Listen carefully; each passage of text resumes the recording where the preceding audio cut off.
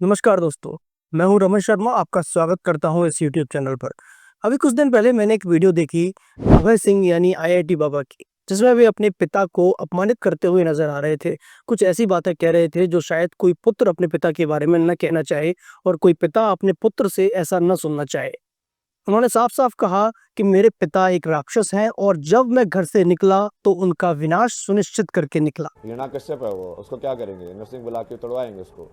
उनको तो मैं बोल के ही गया था जब घर से गया था, तुम्हारा तो विनाश निश्चित करके निकला हूँ मैं। मुझे इसमें बस यही लगता है कि अगर सच में अभय सिंह अध्यात्म की इतनी ऊंचाई पर पहुंच गए हैं और अपनी पुरानी जिंदगी को छोड़कर आगे बढ़ गए हैं, तो फिर क्यों वो अपनी पुरानी जिंदगी को कुरेद रहे हैं।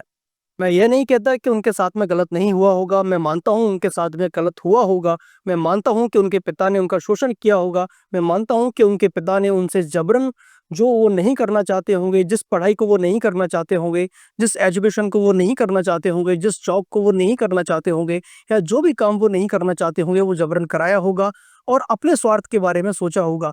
लेकिन जब आप सीधे तौर पर अगर समझा जाए, तो जब आप उस ज़िंदगी को छोड़ ही चुके हैं, जब आप उस लाइफ को पीछे छोड़कर आगे बढ़ चुके हैं, तो अब सार्वजनिक तौर पर पूरी दुनिया के सामने अपने माता-पिता का अपमान करने का क्या फ़ायदा?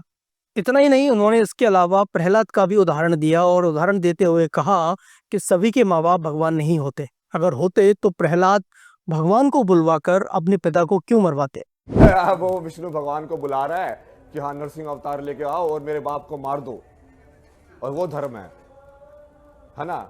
तो जिसके माता पिता सही में भगवान होते हैं ना, वही भगवान होते हैं। ऐसे नहीं कि माता पिता होने से वो भगवान हो जाता है। मुझे लगता है कि ये शायद सनातन धर्म को ठीक से समझ नहीं पाए। अगर समझ पाते और अगर पढ़ा होता तो उनको पता होता कि प्रहलाद अपने पिता का सम्मान करते थे। वे हमेशा अपने पिता को आदर से बुलाते थे, वे हमेशा अपने पिता को प्रणाम करते थे और उन्हें यही समझाते थे कि नारायण की शरण में जाइए, वही आपका कल्याण करेंगे, वही सबके ईश्वर हैं। जबकि हिरण्यकश्यप स्वयं को ही ईश्वर समझता था और उसके होते हुए कोई दूसरे ईश्वर की आराधना करता था तो वह उसे जान से मरवा देता था। यहाँ तक कि उसने अपने खुद के पुत्र को भी कई बार जान से मारने की कोशिश की। उसके इन्हीं आतंकों की वजह से भगवान ने नरसिंह अवतार लेकर उसको मार दिया। लेकिन इसमें कहीं भी ऐसा नहीं आता है कि प्रहलाद ने अपने पिता को मरवाया।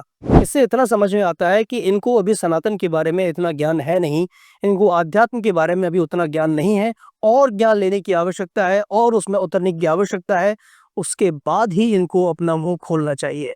और कृपा करके मीडिया वालों से अनुरोध करूंगा कि अभी अधकुचले ज्ञान वाले इस व्यक्ति को कुछ समय के लिए अकेला छोड़ दें और उसको उसकी साधना पूरा करने दें। धन्यवाद।